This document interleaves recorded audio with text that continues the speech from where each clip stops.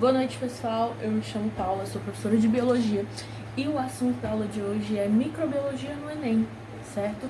Microbiologia é um tema que recorrentemente cai no Exame Nacional de Ensino Médio, carta marcada, e normalmente os assuntos são bem parecidos, ano após ano. Então vai cair vacina, sempre cai a questão de vacina. E aí, pensando nisso, eu trouxe algumas questões que caíram do ano passado, nas 3 aplicações que teve, para a gente resolver elas e discutir alguns conceitos que são importantes. Vamos iniciar aqui falando um pouco sobre essa prova, assim, inicialmente que é o Enem regular, tá? Já falar um pouco sobre produção de vacinas. Então vamos lá ler o enunciado e a gente discute alguns conceitos. Olha só, a produção de vacinas exige uma sequência de procedimentos, além do cumprimento estrito das verificações de segurança. No esquema estão demonstradas as etapas básicas realizadas para a fabricação de uma vacina, utilizando a tecnologia tradicional e o efeito dela no organismo. Cultura de células, depois isolamento do vírus, inativação do vírus pelo calor por ação química, aplicação da vacina, e aí está mostrando aqui quem? Os anticorpos, né? Que é o que a produção de vacinas, o uso de vacinas, ele quer, produzir anticorpos. Por isso que vacinas são um tipo de imunização ativa, porque o nosso próprio sistema imunológico produz os anticorpos que irão combater o antígeno. Olha só, a pergunta, que não é pergunta, porque o Enem não faz perguntas, pede normalmente para você completar o que está sendo dito no enunciado. Olha só, o antígeno utilizado na vacina causa um efeito protetor contra o vírus. Por quê? E aí tem aqui as alternativas. Perceba que elas sempre começam, inclusive, com verbos. É interessante você fazer essa análise. Claro que você não vai parar tempo, você não tem tempo de ficar fazendo isso aqui que eu estou fazendo. Você vai fazendo lá na hora, já pensando. Qual que desses verbos se encaixa melhor? Primeira coisa que você vai se perguntar. Mas, ó, tá dizendo assim, a pergunta, né, como eu disse, o Enem não faz perguntas. Então, você tem que se perguntar na mente, assim, o que é que ele tá querendo perguntar lá no fundo? E aqui o que ele tá querendo perguntar no fundo é o que o antígeno que tá na vacina faz para nos proteger? Então, vamos lá descobrir. Então, só pra gente relembrar, eu falei que tem anticorpo, né, que nós produzimos anticorpos pós-vacina. E esses anticorpos, eles são produzidos porque o nosso corpo entra em contato com o antígeno. O antígeno vai ser aquela parte do patógeno que desencadeia uma resposta imunológica. Não vou muito longe falar sobre SARS-CoV-2, vírus da Covid-19. Covid-19 é a doença, SARS-CoV-2 é um agente etiológico, que causa a doença. O antígeno dele vai ser a proteína spike. Então, quando se iniciou, né, aquela corrida para produzir vacina para esse vírus, o objetivo era que, a partir da proteína spike, fosse possível ser feita a vacina e aí desencadear a produção de anticorpos naturalmente pelo nosso corpo. Então, imunização ativa, certo? Porque visa produzir-se anticorpos. E aí, qual que é a resposta? O antígeno utilizado na vacina causa um efeito protetor contra o vírus porque mata o vírus pela ligação. Então, quer dizer que o antígeno que está lá na vacina, ele se liga ao vírus, que já é parte dele, e aí mata o vírus. É o antígeno que mata o vírus? Não, não é o antígeno que mata o vírus. Quem vai neutralizar o vírus são os anticorpos que nós produzimos. Agora, quem está estimulando a produção desses anticorpos? Aí sim é o antígeno. Certo? Então, não pode ser o item A. Aglutina. Só desse verbo, você já sabe que a questão vai tomar um rumo, a alternativa vai tomar um rumo que não é legal. Aglutinar, vacina, não. Aglutina o vírus por associação. Tá dizendo que o antígeno e o vírus se associam e formam um aglomerado, né? Uma aglutinação. Também não é, na verdade, essa aqui é aquela parte, aquela alternativa que está totalmente inadequada. Contém imunoglobulinas de defesa. Você pensa assim, olha só, imunoglobulinas, que coisa bonita. O que é uma imunoglobulina? As imunoglobulinas são aquelas IG que a gente chama, que é o quê?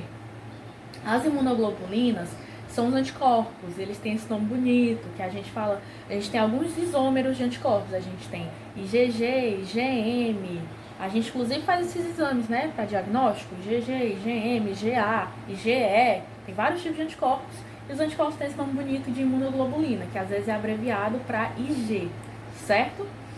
Então, olha, você pensa assim, contém anticorpos, né? Lê dessa maneira, contém anticorpos de defesa. Não, gente, vacina não tem anticorpo. Se na vacina tivesse anticorpo, a gente estaria falando de uma imunização passiva. como acontece quando a gente toma soro, por exemplo, a picada de animais peçonhentos. Aí é uma imunização passiva, aí tem anticorpos. Mas a vacina não, a vacina quer que você produza seus anticorpos. Não tem como ser isso aqui, tá errado, certo? Então tá errado. Induz a produção de proteínas neutralizadoras. Meu povo, quem são essas proteínas neutralizadoras? São os anticorpos. Então vamos ler de novo. Induz a produção de anticorpos? Exatamente. Aí vamos ler tudo. O antígeno utilizado na vacina causa um efeito protetor contra o vírus, por quê? Induz a produção de anticorpos. Antígenos induzem a produção de anticorpos. Item D. Certo? E se produz anticorpos, não tem como ser a E, porque ela diz que mantém a quantidade de anticorpos que já tinha. Não, aumenta. Bola pra frente. Certo? Ficamos aqui com o item D. D de Deus me quer na federal. Bola pra frente. Enem, tem muita questão do Enem sobre HIV. HIV também é carta marcada. Vai bater ponto lá no Exame Nacional do Ensino Médio. Tem muita questão de HIV. Então vamos ver essa aqui, ó. É de vacina também. Então é tanto de vacina quanto ela fala de HIV. Ó, nova vacina contra HIV utiliza DNA e proteínas recombinantes. Uma equipe de pesquisadores desenvolveu uma nova vacina que consiste em DNA e proteínas recombinantes. Associada à biologia molecular e à bioinformática, rastrearam o genoma viral e obtiveram uma proteína que, quando ligada a anticorpos, ela destrói o vírus, né? Resulta na destruição do vírus e das células infectadas por ele. Nos testes, a vacina se mostrou capaz de induzir anticorpos contra o HIV. Foi isso que eu falei, toda vacina quer induzir a produção de anticorpos contra o HIV. Essa técnica de produção de vacinas é chamada de vacinologia reversa. Como assim vacinologia reversa? Basicamente, eles rastrearam o genoma e obtiveram a proteína. Na vacinação, não é reversa, a tradicional, a gente começa com a cultura. Inclusive, a imagem da questão anterior dizia isso. A gente faz a cultura do vírus e aí vai vendo ele. O que é fazer a cultura? É botar ele para crescer no laboratório. E aí você vê ali, vai estudando, vai vendo qual é o efeito citopático dele, vai fazendo todo o estudo. Aí vai isolando as proteínas que ele produz.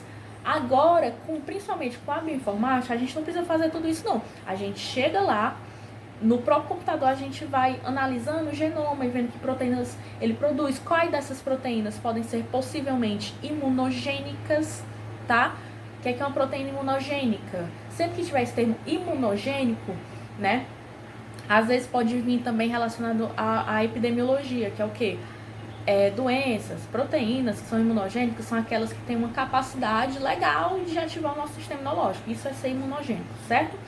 E aí, a vacinologia reversa, ela usa da informática, da bioinformática, para, ao invés de você fazer a cultura, perder tempo com esse processo, você vai e faz isso em computador, você já analisa o genoma ali, vê o que é que possivelmente é imunogênico e o que é que não vai ser. E aí você ganha tempo. Aí você não precisa ficar arriscando seu pesquisador lá no laboratório, ficar trabalhando com o vírus, né? E aí tá dizendo assim, ó, no item. Essa tecnologia de vacinologia reversa pode ser vantajosa em relação aos métodos tradicionais de preparo das vacinas, por quê? Mesma coisa. Pergunta, qual que é a pergunta que está intrínseca? Qual pergunta está escondida? A vacinologia reversa é vantajosa em relação aos métodos tradicionais, por quê? Né? Separa aqui, o porquê aqui que eu estou falando é o porquê separado. Necessita do agente causador da doença vivo. Gente, pode parar por aqui. É totalmente o contrário. Eles criaram o genoma e obtiveram proteína, rastreando com bioinformática. Não precisou de doença viva, de vírus vivo. Elimina a necessidade de os agentes infecciosos serem cultivados e modificados. Correto? É isso aqui que a gente quer. A gente quer eliminar essa parte principal, essa parte inicial de cultura. Pra quê? Aí eu já falei, tem vantagem econômica, tem vantagem de proteger seus recursos humanos, tem um monte de vantagem, né?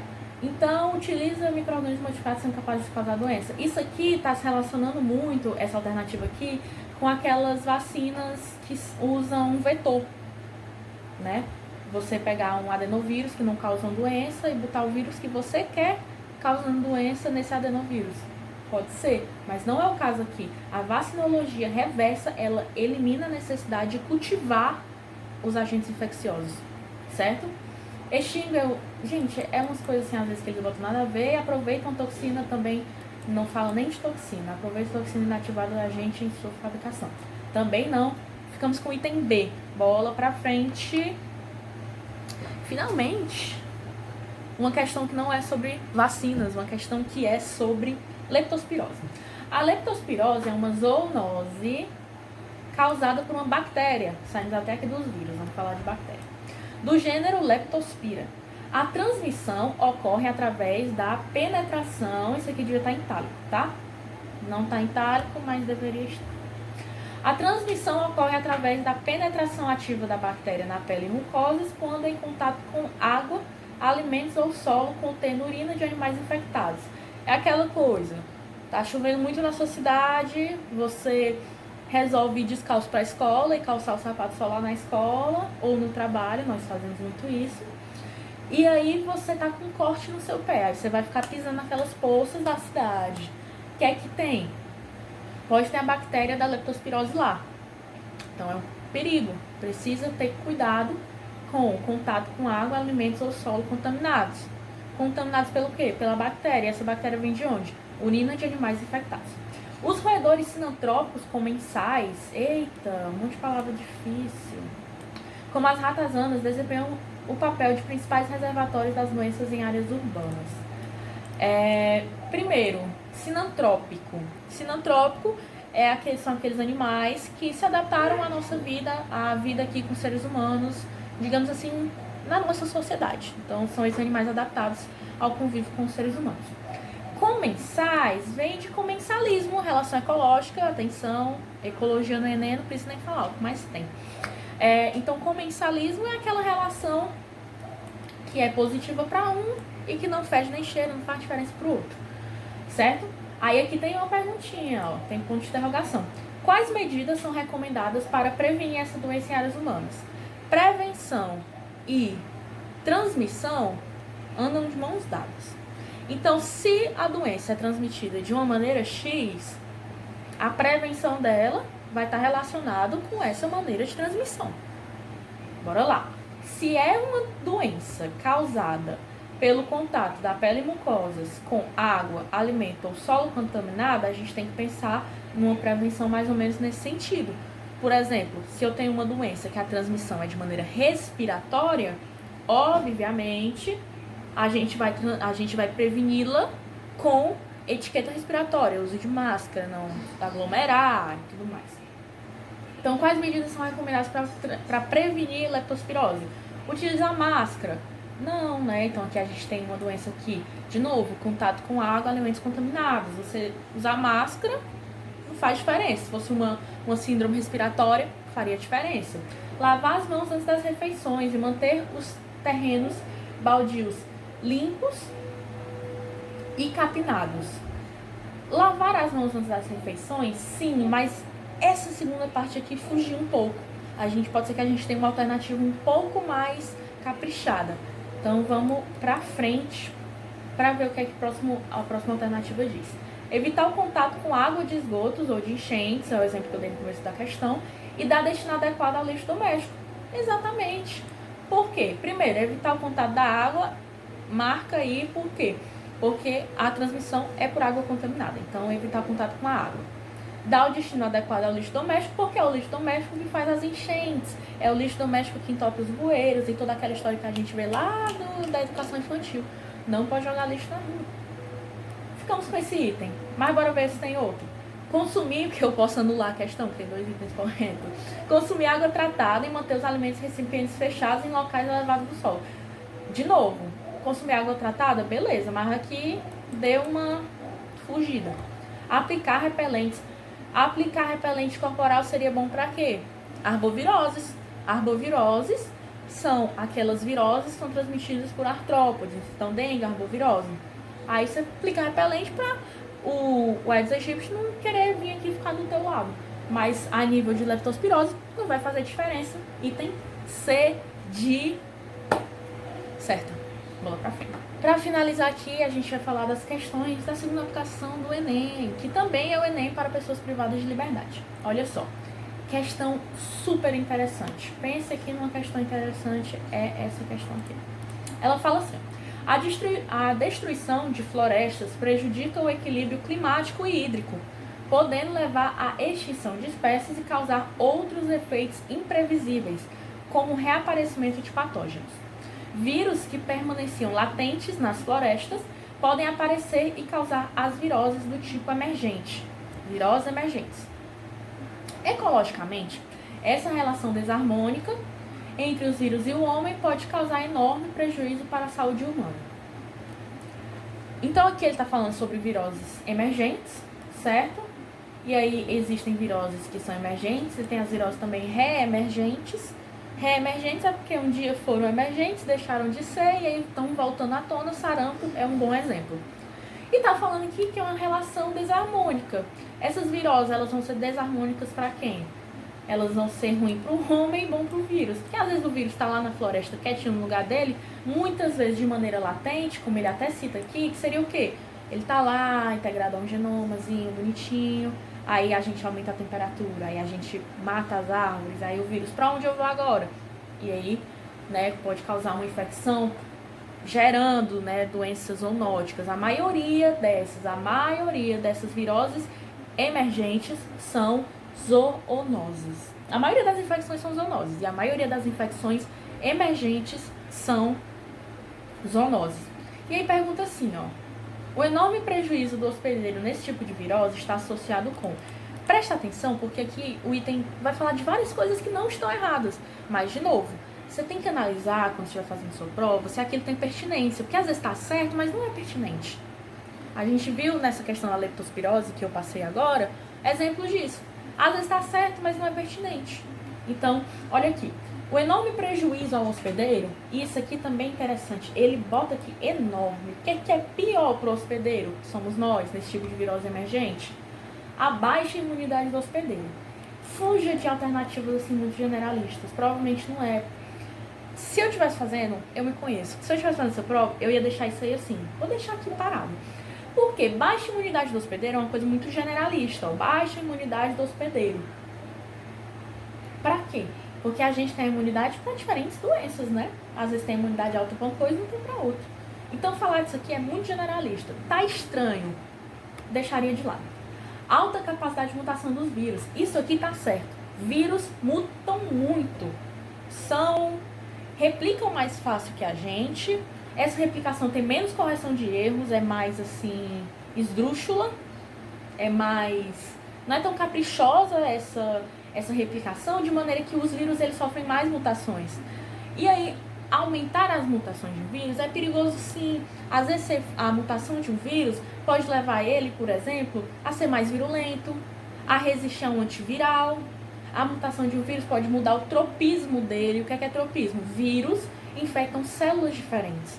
Tem vírus que tem preferência por uma célula X, que não é uma célula Y, aí ele sofre uma mutação, aí ele, não, agora eu quero essa célula Y, que eu prefiro ela. O nome dessa preferência dos vírus é tropismo, certo? Até porque os vírus são parasitas intracelulares obrigatórios, então eles precisam de células para conseguir sofrer as suas replicações e aí se alastrar. Então, alta capacidade de mutação dos vírus está certo, mas será que é pertinente? Será que é o que causa um enorme prejuízo ao homem, ao hospedeiro?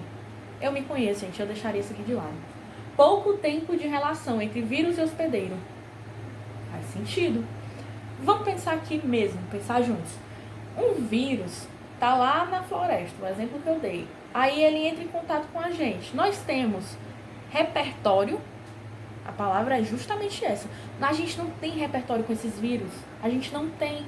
A gente tem repertório para vírus que, inclusive, coevoluíram com a gente.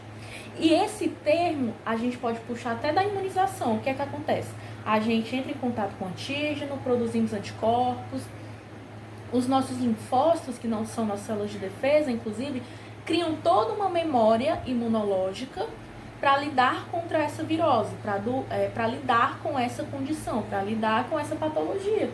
Mas se agora é um vírus que estava quieto lá na floresta, eu nunca vi, ser humano, nunca tive contato. É batata. forte potencial de causar, inclusive, epidemias, inclusive pandemias, porque o ser humano não vai ter repertório imunológico contra esse vírus, e aí vai causar doença e vai dar problema. Então, o pouco tempo de relação entre vírus e hospedeiro vai ser um enorme prejuízo para esse hospedeiro que vai estar totalmente desprotegido. Veja bem, nós temos dois tipos de imunidade inata e imunidade adaptativa. A imunidade inata é a primeira que entra em contato e ela ativa essa imunidade adaptativa. A partir do momento que a imunidade adaptativa, que são as células de defesa, os linfócitos B, que produzem anticorpos, e os linfócitos T, que são os auxiliares e que são citotóxicos, eles entram na jogada, eles produzem repertório imunológico contra vírus específicos, vírus, patógenos, o que seja. Agora, se nunca tivemos contato, vamos entrar nessa batalha, né? Olha só a militarização da imunologia. A gente entra nessa batalha desprotegido.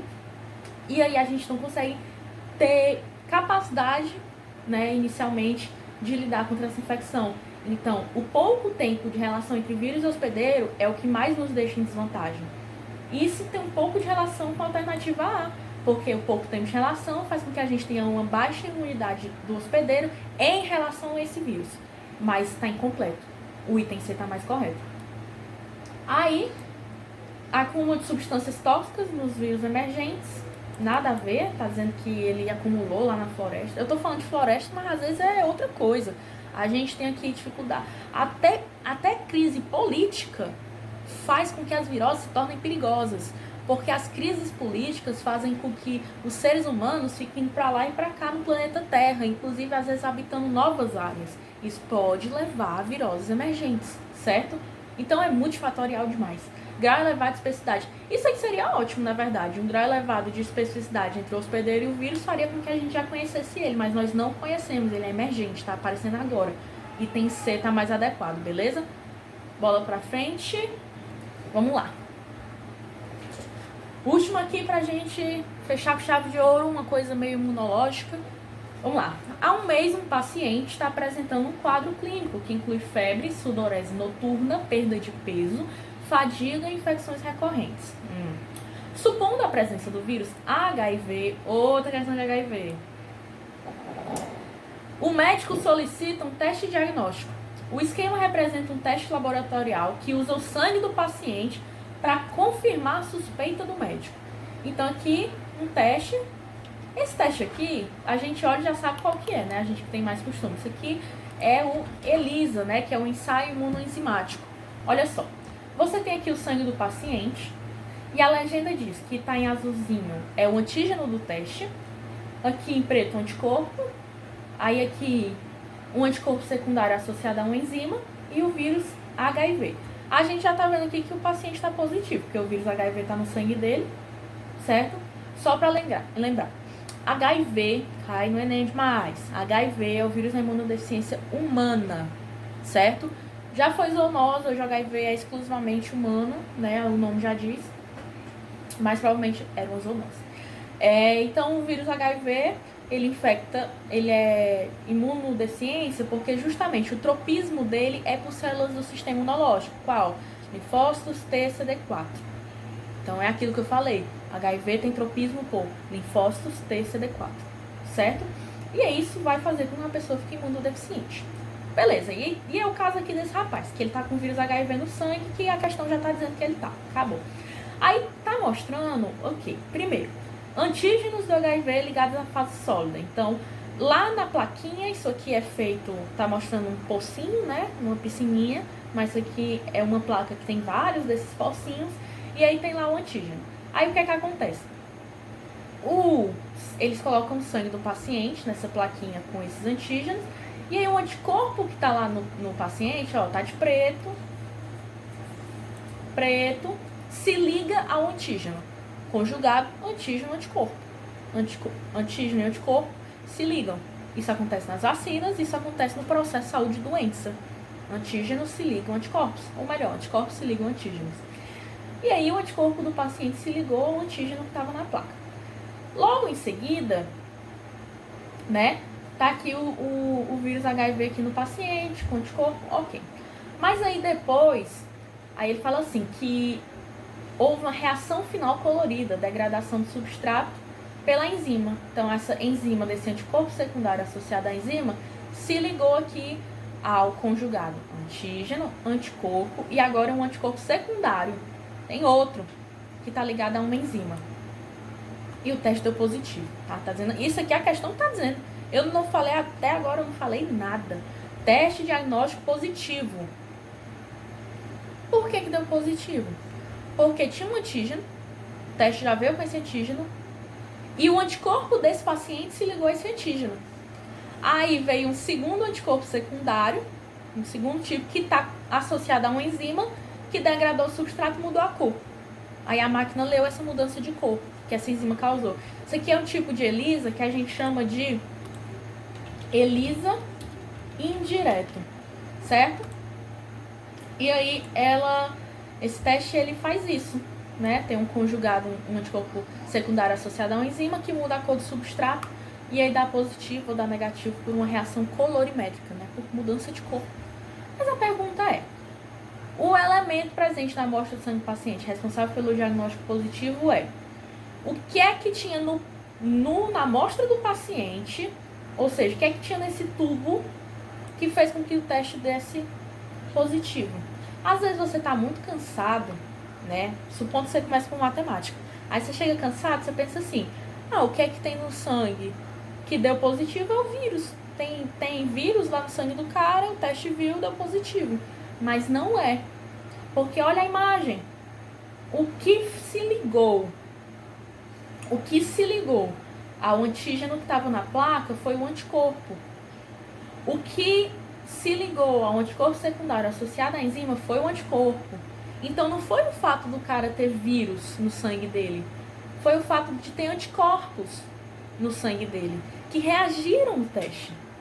Então não é o antígeno, não é leucócito infectado, leucócito não, é linfócito, tá? Não é enzima, é anticorpo. O anticorpo do plasma, o anticorpo no plasma do paciente reagiu no teste. Então, fez com que o resultado desse positivo. O nome desse teste é ELISA e a alternativa que a gente fica é de dar certo, certo? Foi um prazer responder essas questões com você. Espero que você esteja aqui no nosso próximo vídeo. Valeu!